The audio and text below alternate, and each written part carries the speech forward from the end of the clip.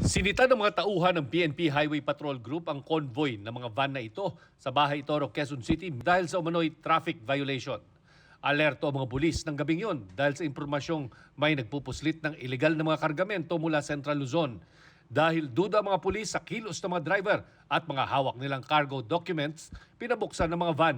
Doon na nakita ang mga mamahaling cellphone at tablet na hindi nakadeklara sa cargo documents. The presented documents questionable.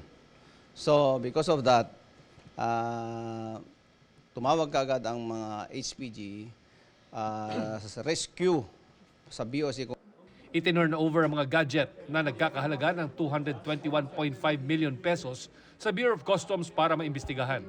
Kailangan ma-issuehan namin dito ng Warrant of Seizure and Detention, WSD. From there, iimbestigahan namin, of course, kung sino man ang magkiklaim o sino yung mga taong dapat naming palutangin.